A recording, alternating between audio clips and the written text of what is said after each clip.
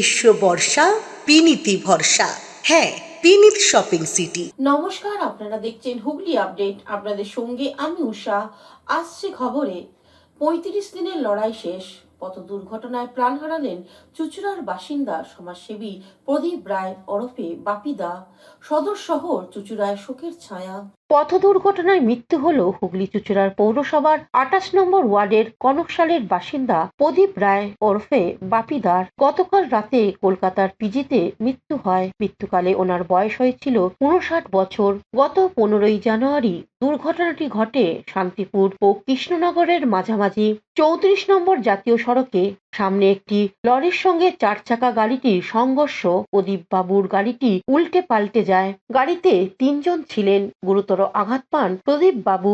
প্রথমে শক্তিনগর জেলা হাসপাতাল, পরে কলকাতা নিউরো সায়েন্স ও পিজিতে চিকিৎসা হয়। পরিবারের পক্ষ থেকে উন্নত চিকিৎসার ব্যবস্থা করা হয়, কিন্তু ৩৫ দিনে লড়াই শেষ। গতকাল রাত ১১টা ১৫ শেষ নিঃশ্বাস ত্যাগ করেন প্রদীপ বাবু। প্রদীপ বাবু ছিলেন সদা হাস্যময়, পরোপকারী। স্বর্গীয় পিতা শ্যামসুন্দর রায় পুত্র ছিলেন। বাবার মতো সবসময় গরিব মানুষদের পাশে দাঁড়াতেন, সব রকম ভাবে সহযোগিতার হাত বাড়িয়ে দিতেন। প্রদীপ বাবুর অকাল প্রয়াণে হুগলি জেলা তথা চুঁচুড়া শহরে শোকের ছায়া নেমে আসে। হুগলি থেকে চন্দনা দত্তের রিপোর্ট, হুগলি আপডেট। এক ছাত্রের মারে মৃত্যু আর এক ছাত্রের। ঘটনাটি হুগলির চাপদানির এক স্কুলের। এলাকাবাসী শোকস্তব্ধ। মেয়ের মৃত্যুর শোক এখনো পুরোপুরি কাটিয়ে উঠতে পারেনি পরিবার। তার মধ্যে মর্মান্তিক মৃত্যু হলো ছেলের। ২ সন্তানকে হারিয়ে অকুল পাথারে মা বাবা। প্রতিদিনের মতো আজও সকালে স্কুলে গিয়েছিল বছর ১৫-র অভিনব দালাল। কিন্তু কে আর জানতো বেলা গড়াতেই সব শেষ হয়ে যাবে। চাকদানি আচার্য বিদ্যাপীঠ স্কুলের ১০ম শ্রেণীর ছাত্র ছিল অভিনব। একসময় ওই স্কুলেরই ছাত্র ছিলেন তার দিদিও। আজ স্কুলে এক সহপাঠীর সঙ্গে মারামারি হয় অভিনবর। বুকে ঘুষি মারে সহপাঠী, সেখানেই লুটিয়ে পড়ে যায়। তড়িঘড়ি তাকে হাসপাতালে নিয়ে গেলে চিকিৎসক জানিয়ে দেয় মৃত্যু হয়েছে ছাত্রের। স্থানীয় সূত্রে জানা যায়, হুগলির চাপদানি পৌরসভার ৫ নম্বর ওয়ার্ডের বাসিন্দা রোজি ও গণেশ দালালের ২ সন্তান ছিল। বছর ২০-র অনামিকা ও ১৫ বছরের অভিনব। গত বছর জুন মাসে স্থানীয় এক মাঠে হঠাৎ করেই মাঠে পড়ে গিয়ে সজ্ঞানহীন হয়ে পড়ে অনামিকা। চিকিৎসকের কাছে নিয়ে গেলে জানিয়ে দেন তার মৃত্যু হয়েছে। সম্ভবত হৃদরোগের আক্রান্ত হয়েই তার মৃত্যু হয়েছিল। এরপর শোক কোনোভাবে কাটিয়ে ওঠার চেষ্টা করেছিল ওই পরিবার, কিন্তু বছর ঘুরতে না ঘুরতে আরো এক মর্মান্তিক ঘটনা। ২ সন্তানকে হারিয়ে পুত্র শোকে কাতর মা বাবা। গণেশবাবু দুধের ব্যবসা রয়েছে, মাঝে মধ্যেই তাকে বিভিন্ন জায়গায় যেতে হয়। তবে সন্তানদের জন্য তিনি কখনোই কোনো কিছুতেই খামতি রাখতেন না। সন্তান যাতে ভালো করে পড়াশোনা করে তার জন্য সব সময় চেষ্টা করতেন। দিদির মৃত্যুর শোক কিছুটা কাটিয়ে উঠে পড়াশোনাতে মনোযোগ দিয়েছিল অভিনব। দাদু ঠাকুমার কাছেও খুব প্রিয় ছিল অভিনব ও অনামিকা। গণেশবাবুর ভাইরা কর্মসূত্রে বিভিন্ন জায়গায় থাকেন। এই ঘটনা শোনার পরে তারাও মানসিকভাবে ভেঙে পড়েন বলে জানান খুড়তুতো দাদা আয়ুষ। এ বিষয়ে কি জানাচ্ছেন শুনবো। He was my younger brother, cousin brother ছিল আমার। অ্যান্ড খুবই ভালো পড়াশোনা করতো। এখন খুবই চেষ্টা করছিল, ওর বাবাও অনেক চেষ্টা করেছে যে ভালো করে পড়াশোনা করে। এখন স্টার্ট করে দিয়েছিল। ওর জাস্ট আমার বোনের ডেথ হয়েছে, ওর নিজের বোন ছিল, জাস্ট ওর ডেথ হয়েছে। তারপর একটু সিরিয়াস হয়ে গেছিলো ছেলেটা, পড়াশোনা করছিল। জাস্ট ৮ মাস হয়েছে মোটামুটি। ওর কী করে মারা গেল, ওই মাঠে গেছিলো, ওরও একদম সুস্থ ছিল শরীর, কিন্তু জানি না কী করে হয়েছে, জাস্ট আনকনশিয়াস হয়ে পড়ে গেছিলো মাঠে, তার জন্য ওরও ডেথ হয়েছে। ডক্টর তো এখানে নিয়ে যাওয়া হয়েছিল, ডক্টর বললো যে কিছু ক্লিয়ার আসছে না রেকর্ডে, তাই সেটা হার্ট ফেলের পোস্টমর্টম হয়নি তাই। আর এর যে মারা গেল, এ কি কোনো অসুস্থ ছিল কোনোভাবে? না, একদম সুস্থ ছিল ছেলেটা, একদম সুস্থ ছিল। সব মানে আমি বলবো না, বাড়িতে একটা বড় একটা ছেলে ছিল, ওই দাদু দাদি ওর জ্বর ছিল, সবাইকে ঠিকঠাকভাবে খুব প্রিয় ছিল। হ্যাঁ একদম। বাবা মা আর তো কোনো সন্তান নেই, আর কোনো সন্তান নেই। হঠাৎ করে কি পুরো ফ্যামিলি একদম শকে চলে গেছে। যারা যা খবর শুনেছে, আমাদের তো কাকু হুগলি বাইরেও থেকে থাকে, চন্দ্রনাথ মানে দত্তের সঙ্গে অল পানুপালের ওভার রিপোর্ট, ইন্ডিয়াও Hooghly update. Spread over Ashis আছে। কুমার একটা ঘোষের নাগপুরে রিপোর্ট, থাকেন, হুগলি একটা আপডেট। রাজস্থানে থাকেন, উনি ওমানেও চাকরি করেছেন। উনি যখন শুনেছেন যে কি হচ্ছে, সবাই পুরো ফ্যামিলি শকডে আছে। আর এবার আপনি বলুন যে যে স্কুলে এরকম ঘটনাটা হয়েছে, সেখানে আবার কি ছাত্রছাত্রী ওইখানে পড়াশোনা করতে যেতে পারবে? অন্যদিকে স্কুলের প্রধান শিক্ষক বীরেন্দ্র কুমার ঝা কি বলছেন শুনে নেব। ছাত্রী ছিল কি নাম এই তার? 2024 সালে 21 জুন, মানে ওই টাইমে স্কুলে ছুটি ছিল। ওই ওয়াকিং করার সময় ওই পড়ে গেল, তারপরে আনকনসিয়াস হয়ে গেল। আর ডক্টর বলল যে এটা মানে এনাকে বাঁচাতে পারবো না। She was also brought dead to Walls hospital at that time. তো আমাকে এটাই ভালো লাগছে না, মানে একই পরিবারের এক ভাই এক বোন দুজনেই মানে উইদিন এ ইয়ার, ওই জুন মাসে হয়েছে, এটা ফেব্রুয়ারি মাস আছে। এটা অত্যন্ত দুঃখিত, খুব প্যাথেটিক একটা হ্যাঁ অত্যন্ত মর্মান্তিক। মানে আমি মানে ওনার আত্মার শ্রদ্ধাঞ্জলি দিয়েছি, কিন্তু আমাদের মানে যদি কিছু করতে পারতাম ভালো হতো, করতে পারলি না, সেটাও আমার মানে একটু ত্রুটি থাকলো।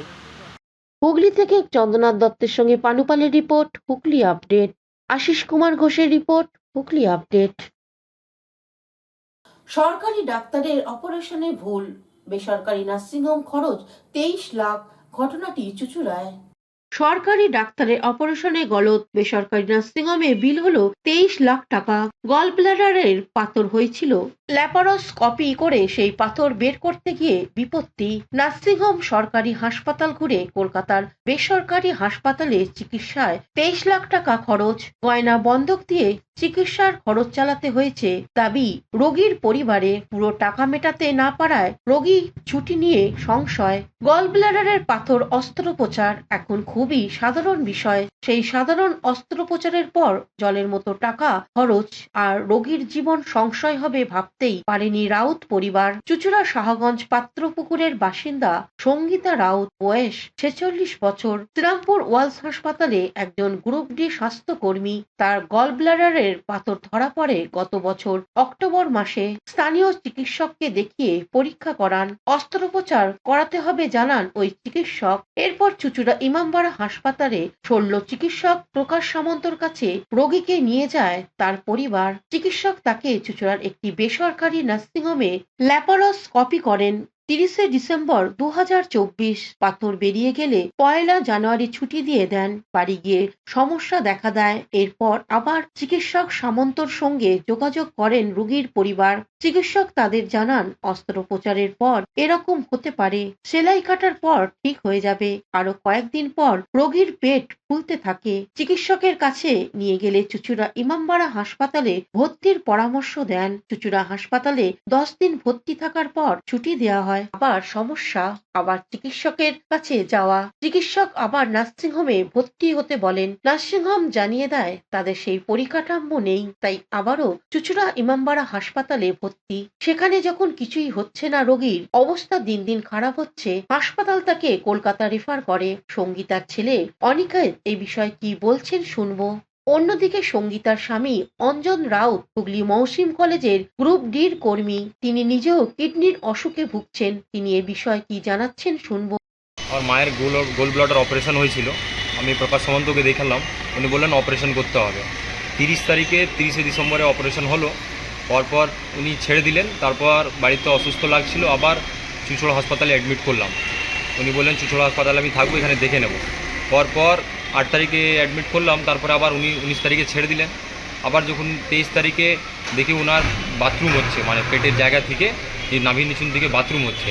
আবার ওনাকে ডাকলাম, ওনার কাছে আসলাম। উনি বলছেন কি এখানে অ্যাডমিট করে দিন, আমি দেখে নিচ্ছি। আবার এই অন্য ডক্টরকে আমরা দেখালাম এই রিপোর্টগুলো, ওনার উপরে ভরসা না পাওয়া যায়নি।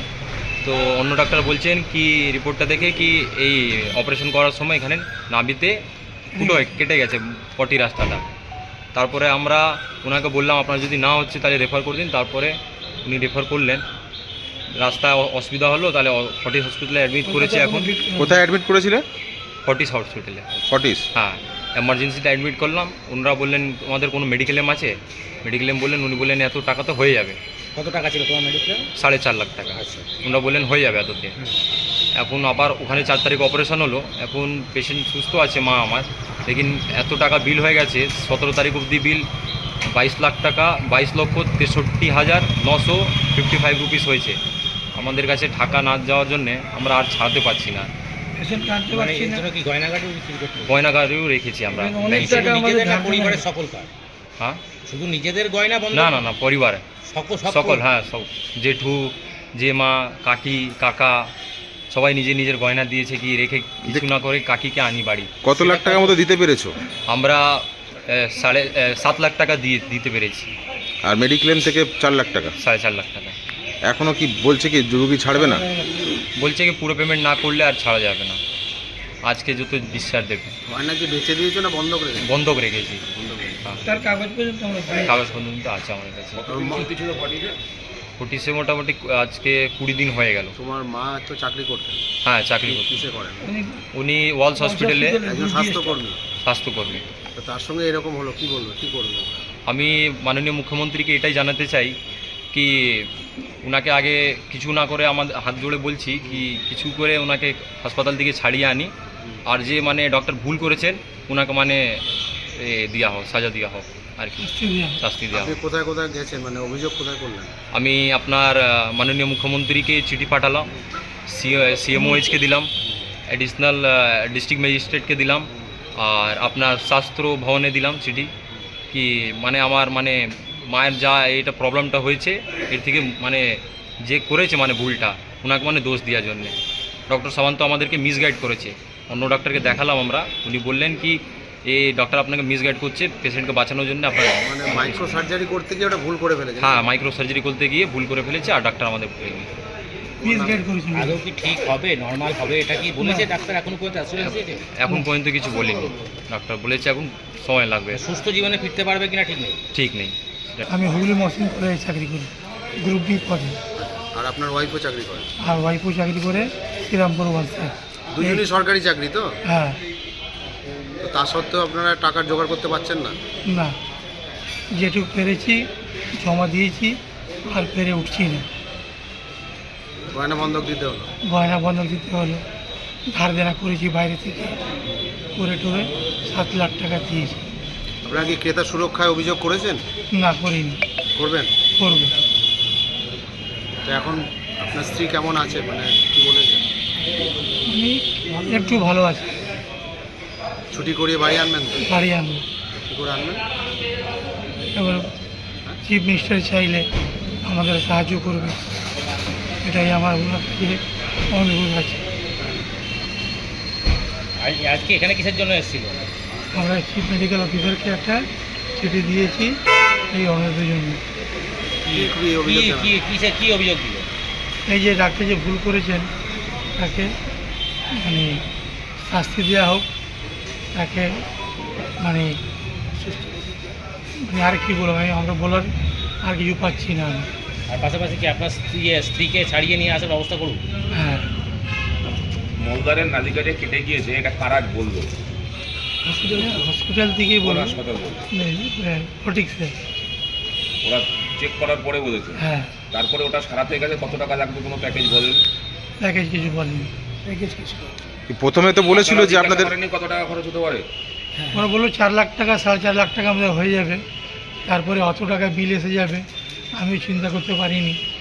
আর দ্বিতীয় হচ্ছে কি যেটা আমার কোনো আইডিয়া নেই, প্রথমবার আমি ইয়েতে গেলাম আর এমনি ঘাবড়েছিলাম, বউ নিঃশ্বাস নিতে পারছিল না, খুব কষ্ট পাচ্ছিল, তাকে দেখে আমরা পুরো ফ্যামিলি নার্ভাস, বিশেষ করে আমি নার্ভাস হয়ে গেছিলাম, ছেলে মেয়েরা কাঁদছিল। মানে আপনি যা হিসাব বলছেন 20 দিন মতো ভর্তি আছে নাকি? হ্যাঁ। তো 1 লাখ টাকা করে পার ডে খরচা? পার ডে খরচা। কবে বিলটা পাঠিয়েছে, কবে? 24 লাখের বিল? 17 তারিখ বিল আছে, 22 লাখের উপরে। কি বলছে ওরা, এই ডেটের মধ্যে ছুটি না করাতে তো বিল আরও বাড়বে? সে তো উনি বলেছেন বাড়বি। কি বলছে পুরো টাকা দিয়ে ছাড়িয়ে নিয়ে যেতে হবে? হ্যাঁ। তো এখানে যখন গেলেন সামন্তর কাছে কি বললো? সামন্ত কাজে আমরা ফোন করেছিলাম ওখান থেকে অটিক্স থেকে, উনি উল্টো পাল্টা আমাকে বললেন কি যা করে নেবে, আমি কিছু জানি না, আমার কোনো ভুল নেই।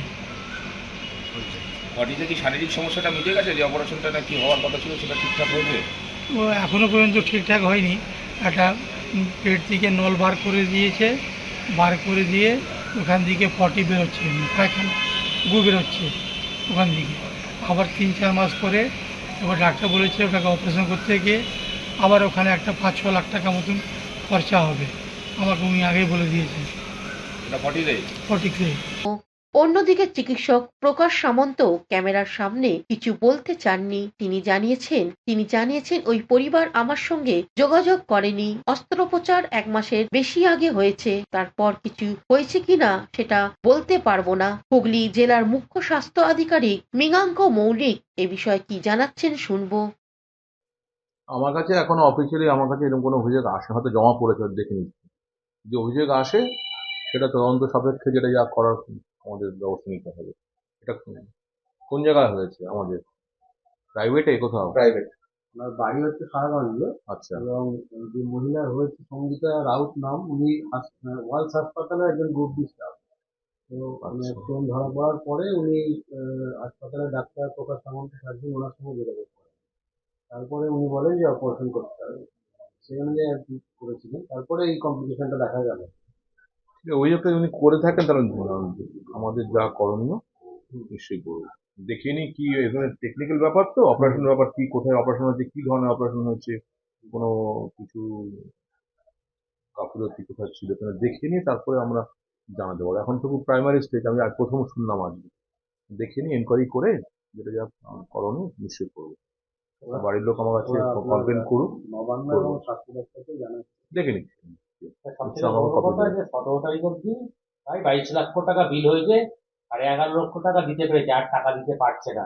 আজকে পেশেন্টটার ছুটি হওয়ার কথা, কোনোভাবে ছাড়িয়ে আনতে পারছে না। এখন তো একটু প্রাইভেটে দেখালে তো ওরা ওদের মতন যা এটা সেটাই না। ঠিক আছে, আমি দেখিনি কি করা যায়।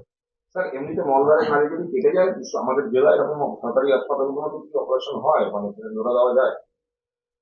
সবই নির্ভর করছে তার ব্যাপ্তিটা কি আছে, তার পেটে ইনফেকশন ছড়িয়ে পড়েছে কিনা, কোথায় মলদারের কোন অংশে কেটেছে, এগুলোর উপরে তার সার্জনের উপর নির্ভর করবে, তার এক্সপার্টাইজ আছে কিনা।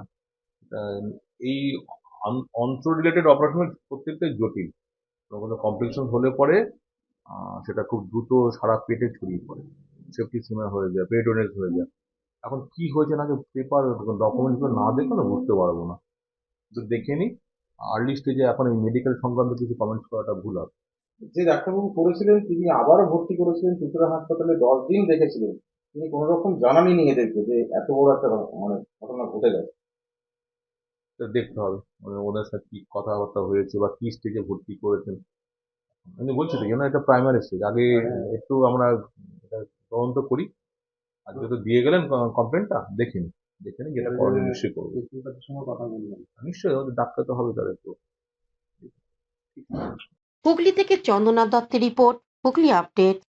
মহাকুম্ভকে মৃত্যুর কুম্ভ বলায় মুখ্যমন্ত্রীর পদত্যাগের দাবিতে চুঁচুড়ায় বিজেপির বিক্ষোভ প্রতিবাদ মিছিল। এবার মহাকুম্ভ যেন মৃত্যুর কুম্ভ, বিধানসভায় কটাক্ষ মুখ্যমন্ত্রী মমতা বন্দ্যোপাধ্যায়। তারই প্রতিবাদে নামলো বিজেপি। হুগলি চুঁচুড়া শহরের প্রাণকেন্দ্র চুঁচুড়া ঘড়ির মোড়ে বিজেপির পক্ষ থেকে প্রতিবাদ মিছিল বার করা হয়। মহাকুম্ভের অবমাননা, মুখ্যমন্ত্রীর পদত্যাগের বিরুদ্ধে এই বিক্ষোভ মিছিল বলে বিজেপির জেলা সভাপতি তুষার মজুমদার এক সাক্ষাৎকারে জানান। সেই জায়গায় গিয়ে তারা স্নান করছে। এবার সেই জায়গায় দাঁড়িয়ে এই রাজ্যের মুখ্যমন্ত্রী, তিনি কিনা ছোট ছোট পুজো, সেই পুজোতে মানুষ মরে, যে তার রক্ষণাবেক্ষণ করতে পারে না, সে তার দিকে ইস্যু তুলছে, বলছে ওটা মৃত্যু কুম্ভ। ওনার বলতে খুব ভালো লাগে, ওনার ভালো লাগে যদি ক্ষমতা থাকে কোনো মুসলমানদের কোনো প্রোগ্রামকে বলুক এইভাবে, যে মুসলমানদের প্রোগ্রামকে ইস্যু করুক। হিন্দুদের উপর বলতে খুব আনন্দ লাগে না, হিন্দুদের কোনো কিছু বলে না, তার জন্য আপনি যা খুশি তাই বলবেন হিন্দুদের উপরে। এই মুখ্যমন্ত্রী বাংলা চলতে পারে না, এই মুখ্যমন্ত্রী বাংলায় দাঙ্গা লাগানোর মুখ্যমন্ত্রী। দাঙ্গা লাগানোর পরিকল্পনায় হিন্দু মুসলমানের দাঙ্গা লাগাবে, তার জন্য এইভাবে বলা হয়। এটা আমরা মানব না, সনাতনীরা এটা মানতে পারবে না। আজকে যে ধর্মটাকে আজকে আপনারা ভাবুন, যেখানে সীমান্তে যদি কোনো জায়গায় কারপুজারি হয়, সেই কারপুজারি অবস্থায় যদি মানুষ সেটাকে অমান্য করে যদি ওপারে যায় তো গুলি খাবে। তো যেখানে একটা নির্দেশিকা পালন করা আছে যে এইভাবে যেতে হবে, সেখানে যদি মানুষ যদি না মেনে সেখানে যদি যায়, সেখানে তো সমস্যা হতেই পারে।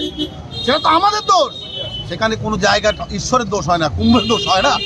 আর সেখানে উনি মহাকুম্ভকে কি বলছে, ওখানে মৃত্যু কুম্ভ, আর বলছে ওটা ব্যবসা, ধর্মীয় স্থানে ব্যবসা তৈরি করছে। তাহলে উনি কি করছে যে সব জায়গাগুলোকে? আগে নিজেকে প্রশ্ন করুন মাননীয় মুখ্যমন্ত্রী, নিজেকে প্রশ্ন করে তারপরে হিন্দু ধর্মের উপর আঘাত করুক, তবে বুঝবো উনি মুখ্যমন্ত্রী। পারুক না অন্য ধর্মকে আঘাত করে? কোনোদিন পারবে না, কারণ ভোটের রাজনীতি করলে এই মুখ্যমন্ত্রী ভোটের রাজনীতি করে, আর তাছাড়া কিছু না, দাঙ্গার রাজনীতি করে মুখ্যমন্ত্রী। হুগলি থেকে চন্দ্রনাথ দত্তের রিপোর্ট, হুগলি আপডেট। এখন নিয়ে নেব বিজ্ঞাপন বিরতি। বিরতির পর ফিরে আসছে খবরে। শীত, গ্রীষ্ম, বর্ষা, পিনিতি ভরসা। হ্যাঁ, পিনিত শপিং সিটি। যে কোনো মরশুমের রেডিমেড জামা কাপড় পাওয়া যায় একই ছাদের তলায়। ছোট থেকে বড়, পুরুষ, মহিলা ও শিশুদের একমাত্র নির্ভরযোগ্য প্রতিষ্ঠান। শীতকালীন যে কোনো শাড়ি, জিন্স, টপ, কুর্তি, চুড়িদার, পাঞ্জাবি মানেই পিনিত শপিং সিটি। আখন বাজার, চুঁচুড়া, Hooghly. Enjoy a weekend at Vedam, the paradise of peace. A home away from home.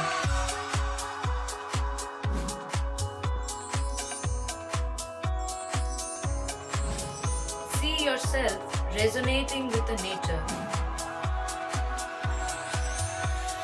Vedam welcomes you to create your best memories. Amala nursing home. Pothshathi, your ultimate destination for weekend leisure. Marriage, conference, shooting, and get together all are in one roof. Yes, think about Pothshathi, Hugli. বিরতির পর ফিরে এলাম খবরে। আজ দিনের বেলায় রাতের অন্ধকার, সঙ্গে প্রবল বৃষ্টি। ফাল্গুন মাসে অকাল বর্ষণ। আজ বেলা যত বাড়তে থাকে তত আকাশ মেঘ জমতে থাকে। বেলা 11টার সময় অন্ধকার ঘনিয়ে আসে, রাস্তার আলো জ্বলে ওঠে, যানবাহন আলো জ্বালিয়ে পথ চলতে থাকে, যেন সন্ধ্যা হয়ে এলো। জনগণের মনে প্রশ্ন আসে, এ কোন সকাল? রাতের চেয়ে অন্ধকার। দোকান বাজার জ্বলে ওঠে আলোয়, তার সঙ্গে প্রবল বৃষ্টি। মানুষ আর পথে বের হয়নি, দোকানপাট বন্ধ হয়ে গেছে, রাস্তায় জমে ওঠে জল। ব্যান্ডেল, হুগলি, চুঁচুড়া সবই একই চিত্র। হুগলি থেকে সৌমিত্র সিনহার সঙ্গে পানুপালের রিপোর্ট, হুগলি আপডেট। সাপের ছোবলে দমবার পাত্র নয় বর্তমানে জগন্নাথ মোদী। হাসপাতালে শুয়ে মাধ্যমিক পরীক্ষা দিল জগন্নাথ। সাপের ছোবলেও দমেনি জেদ। বর্ধমান মেডিকেল কলেজ হাসপাতালে বসে জীবন বিজ্ঞান পরীক্ষা দিল মাধ্যমিক পরীক্ষা। বিষধর সাপের কামড়ে অসুস্থ হলেও পরীক্ষা থেকে পিছিয়ে আসেনি পূর্ব বর্ধমানের মাধ্যমিক পরীক্ষার্থী জগন্নাথ মোদী। চিকিৎসাধীন অবস্থায় বুধবার বর্ধমান মেডিকেল কলেজ হাসপাতালে বেডেই 3 ঘন্টা ধরে জীবন বিজ্ঞান পরীক্ষা দিল। জগন্নাথের বাড়ি জামালপুর ব্লকে পর্বতপুরে। তার বাবা হারু মোদী। মঙ্গলবার পরীক্ষা দিয়ে বাড়ি ফিরে খেলতে গিয়েছিল সে। বাড়ি ফেরার সময় সাইকেলের পেছনের চাকায় বিষধর চন্দ্রবোরা সাপ জড়িয়ে পড়ে। সাইকেল থেকে নামার সময় আচমকাই পায়ে ছোবল দেয় সাপটি। দ্রুত তাকে বর্ধমান মেডিকেল কলেজ হাসপাতালে ভর্তি করা হয়। চিকিৎসকদের তৎপরতায় তার শারীরিক অবস্থা উন্নতি হয় এবং বুধবার জগন্নাথ হাসপাতালের বেডেই পরীক্ষা দেওয়ার সুযোগ পায়। এই লড়াই ও জেদের প্রশংসা করেছে পরিবার সহ সকলেই। পরিবার ধন্যবাদ জানিয়েছেন মেডিকেল কলেজ কর্তৃপক্ষ ও পশ্চিমবঙ্গ মধ্যশিক্ষা পর্ষদকে। আপাতত সুস্থ রয়েছে জগন্নাথ। এ বিষয়ে বাবা হারু মোদী কি বলছেন শুনবো। কালকে পরীক্ষা দিয়ে বাড়িতে আসে, এসে এক মুঠো খেয়ে নিয়ে বন্ধুদের সঙ্গে বাইরে এদিকে ঘুরতে যায়, আবার সন্ধ্যেবেলায় হলে আবার এসে বাড়িতে এসে পড়তে বসে। এবার ফেরার পথে ওই সাপটা ওই পেছনের চাকায় ঢুকে যায়।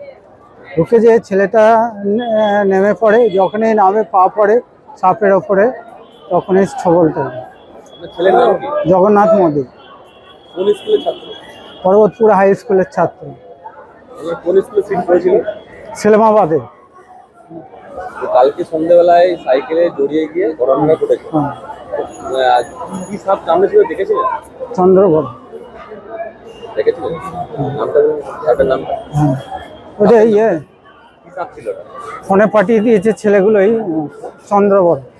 বলছি যে কালকে কখন কামড়েছিল? কালকে ওই 7টা নাগাদ।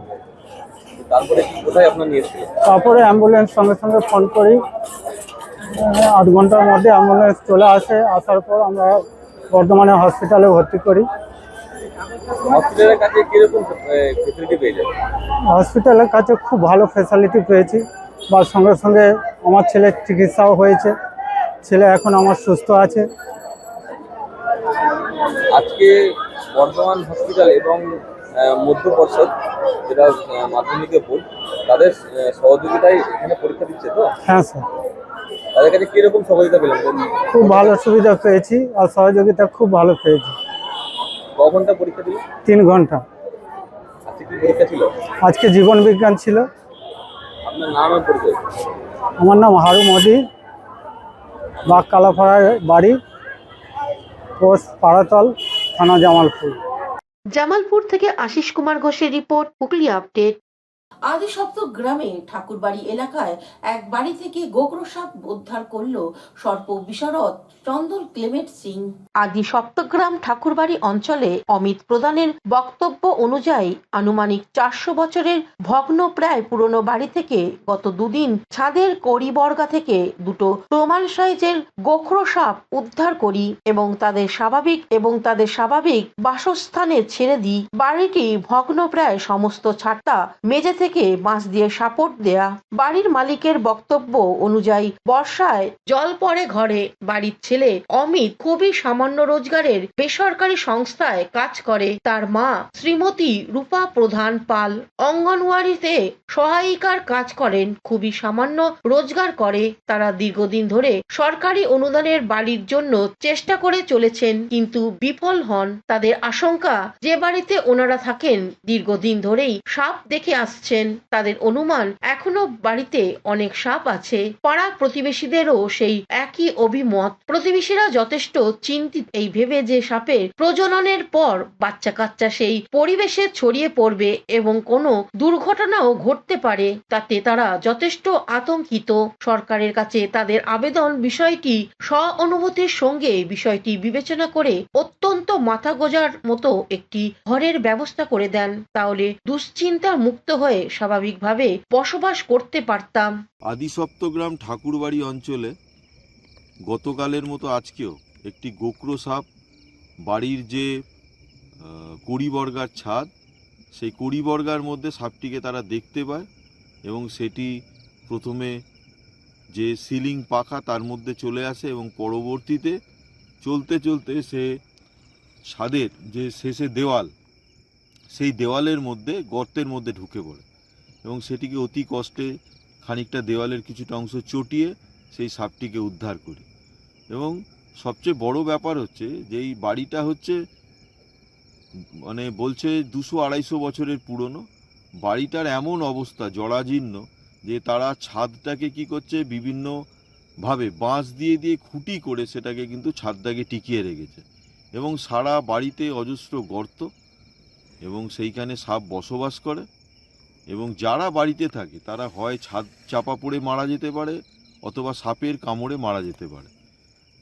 সেই বাড়ির লোক এবং তাদের পাড়া প্রতিবেশী তারা খুবই চিন্তিত, কারণ তারা অনুমান করছে যে যেহেতু এই বড় বড় সাপগুলো দেখা গেছে এবং প্রায়শই সাপ দেখা যায়, অতএব সেখানে সাপের বাসস্থানও তৈরি হয়ে যেতে পারে। এই জন্য তারা চাইছে যে সরকারিভাবে তারা যদি কোনো সহযোগিতা পায়, যদি তাদের একটা বাড়ি হয়, তারা খুব উপকৃত হবে। Bureau report, Hooghly update.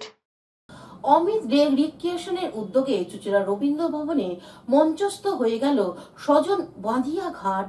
সুবিধা বঞ্চিত শিল্পীদের সহযোগিতার উদ্দেশ্যে অমিত দে রিক্রিয়েশনের উদ্যোগে গৌতম হালদার অভিনীত ও পরিচালিত স্বজন বাঁধিয়ার ঘাট থিয়েটার মঞ্চস্থ হয়ে গেল চুঁচুড়া রবীন্দ্র ভবনে। এই থিয়েটার উপলক্ষে চুঁচুড়া রবীন্দ্র ভবন চত্বর সাজানো হয়েছিল বিশেষভাবে। রিক্রিয়েশনের সভাপতি কবি অরুণ চক্রবর্তীকে শ্রদ্ধা জানানো জানানো হয়েছে। এছাড়া শ্রদ্ধা জানানো হয়েছে স্বর্গীয় মনোজ মুখার্জি থেকে পুতুল মুখার্জি। কবি অরুণ চক্রবর্তীর প্রতিকৃতিতে পুষ্পার্ঘ্য নিবেদন করেন দর্শক থেকে বিশিষ্ট ব্যক্তিরা। কবি অরুণ চক্রবর্তী চুঁচুড়া রবীন্দ্র ভবনে বিশেষ একটা দর্শক আসনে বসতেন। আসনটি সংরক্ষণ করে শ্রদ্ধা জানানো হয়েছে। অরুণ চক্রবর্তীকে শ্রদ্ধা জানিয়ে আয়োজকদের পক্ষ থেকে অমিত রায় কি বলছেন শুনবো। 2025 সালের উৎসবে স্বনামধন্য প্রবাদপ্রতিম নাট্য ব্যক্তিত্ব গৌতম হালদারের অভিনীত এবং পরিচালনায় নয় নাটুয়ার প্রযোজনায় সুজন বাদিয়ার ঘাট। কিন্তু তার আগে আমাদের সংগঠনের অমিত্র ক্রিয়েশন এবং হুগলি জেলা সঙ্গীত মেলার সভাপতি, আমাদের প্রিয় কবি, আমাদের ভালোবাসার মানুষ, যার সঙ্গে আমাদের অখণ্ড প্রেমের সম্পর্ক, কবি অরুণ কুমার চক্রবর্তী, তিনি সদ্য প্রয়াত হয়েছেন। আমরা তাকে শ্রদ্ধা জানালাম আমাদের মতন করে। আমরা বিশ্বাস করি যে অরুণদা আমাদের সঙ্গেই আছেন। প্রসঙ্গত বলি, আজ পর্যন্ত আমাদের আয়োজনে এমন কোনো অনুষ্ঠান নেই যাতে অরুণদা সারাক্ষণ উপস্থিত থাকেননি। তাই আজকেও এই থিয়েটারের মুহূর্তে দাঁড়িয়েও আমরা অরুণদা রবীন্দ্র ভবনে আসলে যে চেয়ারটিতে বসতেন সেই চেয়ারটি অরুণদার জন্যই সংরক্ষিত রেখেছি। আমাদের বিশ্বাস অরুণদা আমাদের সঙ্গে আছেন, আজকের এই অনুষ্ঠানেও আছেন। এরপর শুরু হয় সজন বাদিয়ার ঘাট। ভিড়ে ঠাসা রবীন্দ্র ভবনে শিল্পীদের অভিনয় যথেষ্ট প্রশংসার অর্জন করে দর্শকদের। অমিত ক্রিয়েশনের পক্ষ থেকে পরিচালক ও অভিনেতা গৌতম হালদারকে সম্বর্ধনা জানানো হয়।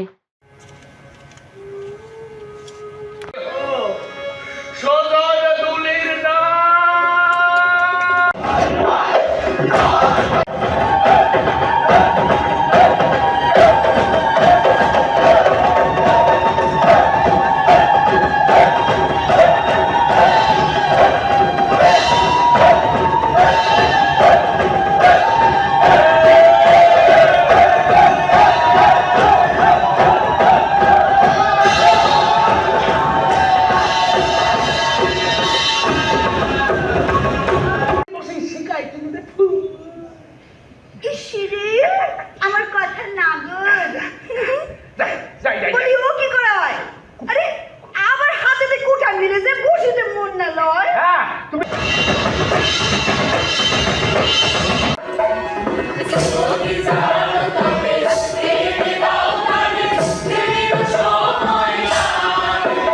হুগলি থেকে স্বর্ণালী দত্ত পাটেলের সঙ্গে উষা দত্তের রিপোর্ট, হুগলি আপডেট।